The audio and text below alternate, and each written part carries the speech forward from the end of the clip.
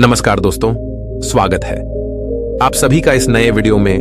दोस्तों, हम सभी को अच्छे इंसान बनने की सीख मिलती है और हम यही सीखते हैं कि बुरे कर्म से बचें और दूसरों का सम्मान करें। लेकिन कई बार हम यह भूल जाते हैं कि कभी कभी हमारी अच्छाई का गलत फायदा भी उठाया जा सकता है। अच्छा इंसान किसे पसंद नहीं आता? बचपन से ही हमें सिखाया जाता है कि अच्छा इंसान बनो, अच्छे कर्म करो, किसी का गलत फायदा ना उठाओ। लेकिन यह सिखाया नहीं जाता कि जब हम पर कुछ लोगों द्वारा अन्याय किया जाता है तो हमें कैसे रहना चाहिए। जब हमारा गलत फायदा उठाया जा रहा हो, क्या तब भी अच्छे बने रहना और हमारा आत्मसम्मान खोना सही है? जब एक अच्छे इंसान का हक जबरदस्ती छीना जा रहा हो, क्या तब भी अच्छे बने रहना ठीक है? दोस्तों, अच्छा होना आजकल एक आदर्श माना जाता है। जैसे कि आपने अपने आसपास के लोगों को यह कहते सुना होगा कि देखो वह इंसान कितना ज्यादा अच्छा है। लेकिन हम इस बीच यह भूल जाते हैं कि अच्छे होने की भी एक सीमा होना जरूरी है। हमें यह याद रखना चाहिए कि हद से ज्यादा अच्छा होना भी अच्छा नहीं होता। और अगर हम यह भूल जाएंगे तो यह दुनिया हमें यह बार बार याद दिलाएगी और साबित करेगी कि हद से ज्यादा अच्छा होना भी अच्छा नहीं होता। अक्सर आपने यह देखा होगा कि जो जितना अच्छा होता है उसे उतना ही दुख मिलता है। पर ऐसा क्यों? व्यक्ति हमेशा दूसरों की भावनाओं और जरूरतों को अपने आप से अधिक महत्वपूर्ण मानता है और इसी कारण वह खुद को एक कठिन स्थिति में पाता है। अक्सर उसे ऐसा महसूस होता है कि आखिर क्यों उसके किए हुए अच्छे कामों को लोग नजरअंदाज करते हैं और उल्टा उसी का गलत फायदा उठाया जाता है। कभी ज्यादा काम करवाने से लेकर तो कभी उसे बिना कोई महत्व देकर नजरअंदाज करने तक। किसी के लिए हम अच्छा करते हैं तो वहीं से हमें दुख प्राप्त क्यों होता है? आमतौर पर जब कोई आदमी कभी क्रोध कर दे या दुखी होकर किसी को भला बुरा कह दें तो हम उसे बुरा समझने लगते हैं। ऐसा आपके साथ भी हुआ होगा कि आपने कभी ना कभी तंग होकर किसी को कुछ भला बुरा कह दिया होगा और सिर्फ उसी कारण आप लोगों के नजरों में बुरे माने जाने लगे। और जैसे कि कर्म और फल का नियम कहता है, बुरे कर्मों का परिणाम बुरा मिलेगा। आज तक आप यही समझते आए हैं कि सिर्फ बुरे कर्मों का फल बुरा होगा। लेकिन आज की इस कहानी के बाद आप यह समझ जाओगे कि अच्छा इंसान के साथ भी बुरा हो सकता है। जब वह हद से ज्यादा अच्छा बन जाए, उस इंसान को दुख ही मिलेगा, उसका परिणाम भी बुरा ही हो सकता है। तो चलिए आज की इस बोध कहानी के द्वारा हम यह समझेंगे कि ऐसी स्थिति में हमें क्या करना चाहिए और यह भी जान लेंगे कि ज्यादा अच्छा होना अच्छा है या बुरा। तो चलिए शुरू करते हैं। बहुत समय पहले की बात है। एक नगर में एक धनी सेठ रहता था जो बहुत दयालु था। इतना बड़ा व्यापार और बहुत सारा धन होने के बावजूद वह एक भोला और दान करने वाला इंसान था। वह हर किसी की मदद करता था। उसके मन में लोगों के प्रति प्यार और दया की भावना ये थी, वह किसी का भी दुख नहीं देख पाता था। उसके इतने दयालु और भोलेपन की वजह से उसके आसपास के लोग उसकी इसी बात को उसकी कमजोरी समझकर उसका फायदा उठाते थे। कुछ लोग उस सेठ के सामने झूठ मूठ का रोना रोकर उससे पैसे उधार ले जाते थे। सेठ अमीर तो था ही और ऊपर से दयालु भी। जब वह सेठ उन लोगों की दुखी हालत देखता और उनकी परेशानियां सुनता तो उसका मन भर आता। और जब वह लोग उससे कहते हैं कि मुझे थोड़ा धन उधार चाहिए या तुम मेरी मदद करोगे, मैं तुम्हारा यह एहसान कभी नहीं भूलूंगा, तो वह मना नहीं कर पाता। वह सोचकर धन दे देता कि अभी इसका बुरा वक्त चल रहा है, इसको मेरी मदद की जरूरत है, बाद में यह पैसे लौटा देगा। धीरे धीरे वक्त गुजरता गया। लोग उस सेठ के आगे बिना बात का रोना रोते और उसका धन ले जाते और कभी वापस नहीं करते। सेठ भी कभी धन वापस नहीं मांगता था। उसको लगता था कि जब इसका बुरा वक्त गुजर जाएगा तो धन वापस कर देगा। लेकिन कहते हैं ना कि हर सुबह के बाद रात होती है, हर सुख के बाद दुख आता है और दुख के बाद सुख आता है। ठीक उसी तरह उस सेठ के साथ भी हुआ। कुछ सालों बाद उसे पास धन कम होने की वजह से उसके व्यापार में माल भरने के पैसे कम होने लगे और इसके वजह से उसके दुकान पर अब ग्राहक भी कम होने लगे, क्योंकि जो सामान उन ग्राहकों को चाहिए था वह सामान उस व्यापारी के पास खत्म होने लगा था और उस सामान को लाने के लिए अब उसके पास इतना धन भी नहीं था। धीरे धीरे सेठ का धन समाप्त हो गया। एक समय था जब वह सेठ अपने नगर के अमीर लोगों में आता था, पर आज उसके पास पैसे नहीं थे। ऊपर से ढेर सारा कर्ज उसे बाजार से लेना पड़ा। उसे समझ नहीं आ रहा था कि वह क्या करे। उसने महात्मा बुद्ध के बड़े चर्चे सुन रखे थे। उसे ये पता था कि उसके बहुत मित्रों ने उनके पास जाकर अपने जीवन के लिए सही मार्गदर्शन लिए है और वह जो ज्ञान देते हैं वह काफी जिंदगियां सुधार चुका है। उसने निश्चय किया कि अब तथागत गौतम बुद्ध ही उनकी समस्या का हल बताएंगे। यही सोचकर वह अगले दिन गौतम बुद्ध से मिलने निकल पड़ता है। वहां जाकर बुद्ध को प्रणाम करते हैं। फिर सेठ गौतम बुद्ध से कहता है, मुझे मेरी समस्या का निवारण चाहिए। बुद्ध कहते हैं, पूछो, क्या पूछना है। फिर वह उन्हें सारी बातें बताता है कि कैसे वह लोगों की मदद करके अमीर से गरीब हो गया, कैसे उसने बस लोगों की बुरी हालत देखकर अपने व्यापार के पैसे उन्हें मदद करने के लिए दे दिए और आज वह खुद जरूरतमंद हो गया है। गौतम बुद्ध उसकी सारी बातें ध्यान से सुनते हैं और कहते हैं कि तुम बहुत ही ज्यादा सीधे और दयालु हो। जरूरत से ज्यादा सीधा होना भी हमारे लिए मुसीबत पैदा कर सकता है। आगे बुद्ध कहते हैं, तुम लोगों की मदद इसलिए करते थे ताकि वो मुसीबत से बाहर निकल सके, लेकिन लोगों ने इसका फायदा उठाया और तुम्हें ठगने का काम करते रहे भाई। उस सेठ ने कहा, आप बिल्कुल सही कह रहे हैं बुद्ध। मेरे दुखों का कारण मेरा ज्यादा सीधा होना, सरल होना और दयावान होना ही लग रहा है, लेकिन मैं अब क्या करूं? मुझे रास्ता बताइए। क्या मैं बुरा बन जाऊं, दया निकालकर फेंक दूं, निर्दयी हो जाऊं? क्या अच्छाई करने की कोई कीमत नहीं? इस दुनिया में क्या मदद करने से या किसी का भला करने से बस यही परिणाम मिलता है? बुद्ध कहते हैं, नहीं, तुम्हें यह सब नहीं करना है। कई बार तुमने देखा होगा कि जो व्यक्ति ज्यादा अच्छा होता है उसे उतना ही ज्यादा दुख मिलता है। इसका सीधा कारण है कि वह अपने अधिकारों को सामने वाले की इच्छाओं से कम दर्जा देता है और फिर उसे जब भी आपसी अनबन होती है तो उसे अधिक तकलीफ होती है। लेकिन उसी के विपरीत हमें हमेशा यह भी नहीं सोचना चाहिए कि हमारा अच्छा ई और भला करना बेकार है या यह बस हमारी कमजोरी है। हमें अच्छा इसे हाथ कभी नहीं छोड़ना चाहिए। हमें बस यह सीखना है कि कभी कभी हमें भी अपनी बात रखने का अधिकार है और हमें अपने अधिकारों की रक्षा करनी चाहिए। इसलिए हमें अच्छे इंसान बने रहने के साथ साथ अपने अधिकारों की रक्षा करना भी सीखना होगा। अगर हमें गलत तरीके से नुकसान हो रहा है, कोई हमारा गलत फायदा उठा रहा है, तो हमें उसका सामना करने के लिए सही तरीके से खड़े होना जरूरी है। यही एक सच्चे और अच्छे इंसान की पहचान और शख्सियत होती है। वह आदमी कहता है, बुद्ध, मुझे थोड़ा थोड़ा समझ आ रहा है, लेकिन अभी भी मैं पूरी तरह नहीं समझा। इस पर बुद्ध कहते हैं, चलो मैं तुम्हें एक कहानी सुनाता हूं, उसके बाद तुम्हें समझ आ जाएगा कि तुम्हें क्या करना है और क्या नहीं करना है। बहुत समय पहले की बात है। एक जंगल में एक भेड़ रहती थी। उस भेड़ ने एक को जन्म दिया। वह मेमना बहुत ही सुंदर था। उसके शरीर पर बहुत ही चमकदार घने बाल थे। वह बहुत ही सुंदर लगता था। भेड़ भी अपने से बहुत प्रेम करती थी और उसका बहुत अच्छे से देखभाल भी करती थी। भेड़ अपने बेटे को अच्छी अच्छी बातें सिखाती, उसे अच्छे संस्कार देती। उस भेड़ की इच्छा थी कि उसका बेटा बड़ा होकर खूब नाम रोशन करे। लेकिन भेड़ के ज्यादा लाड़ प्यार के कारण मेमना बिगड़ता जा रहा था। उसकी माँ उसे अच्छी शिक्षा देती थी, उसे अच्छे से रखती थी, दिन रात उसका पूरा ख्याल रखती थी। लेकिन मेमना दिन प्रतिदिन शैतान और जिद्दी होता चला गया। वह अपनी माँ की किसी भी बात को ध्यान से नहीं सुनता और ना ही किसी बात पर ध्यान देता। उसे हर पल ऐसा ही लगता कि मेरी माँ मेरा इतना ख्याल रखती है और इसी कारण वह खुद की जिम्मेदारी नहीं लेता था, ये सोचकर कि उसकी माँ उसे किसी भी संकट से निकाल लेगी।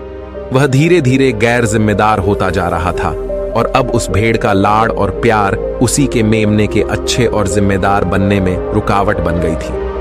फिर एक दिन वह मेमना घूमता घूमता पास के जंगल में जा पहुंचा। वह मेमना पहली बार जंगल में गया था। उससे पहले बार जंगल में जाने का मौका मिला था।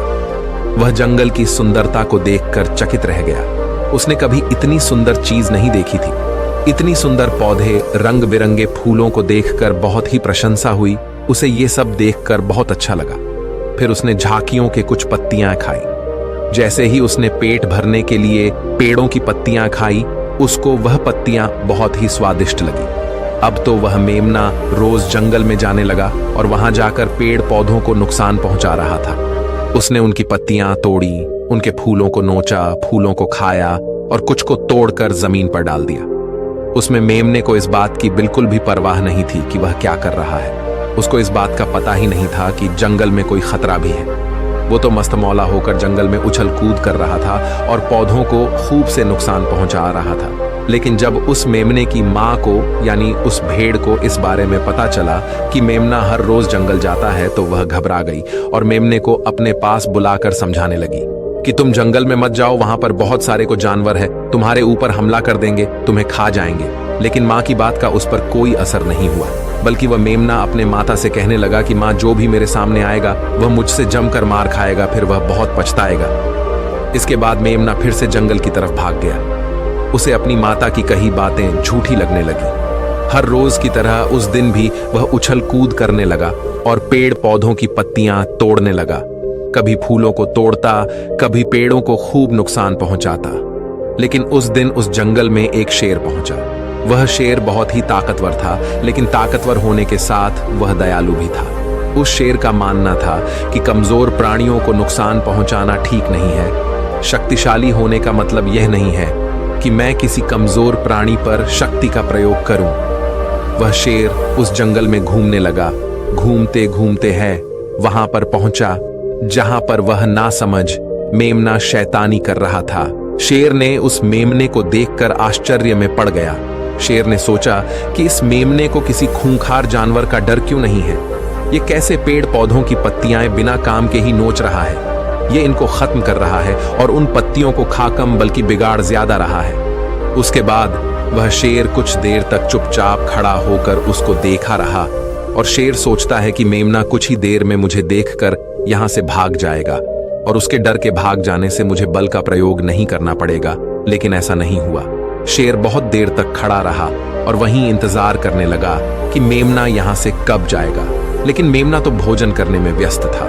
उसे शेर का कोई ख्याल नहीं था। मजे से पेड़ पौधे की पत्तियां नोच रहा था, उन्हें खा रहा था, सब कुछ बेकार कर रहा था। जब शेर ने देखा कि मेमना उसे देखने के बाद भी वहां से नहीं जा रहा तो खुद वह मेमने के पास जाता है और वहां जाकर बोला, सुनो बच्चे, इस जंगल में फूल पत्तियों को नुकसान पहुंचा रहे हो। उन्हें जितना जरूरी है तुम्हारे भोजन के लिए बस उतने ही तोड़ो। तुम बहुत फूल पत्तियां यूं ही नष्ट कर रहे हो। अगर तुम इन पेड़ पौधों को, इन फूल पत्तियां को नुकसान पहुंचाओगे तो तुम अच्छे बच्चे कैसे बनोगे। अच्छे बच्चे कभी भी इस तरह जंगल में आकर पेड़ पौधों को नुकसान नहीं पहुंचाने लगते हैं। तुम्हारी मां ने तुम्हें अच्छा बच्चा नहीं बनाया। शेर की बातें सुनकर वो घमंड से बोलता है, तुम्हें अच्छे बच्चे बने रहना है, तुम बने रहो।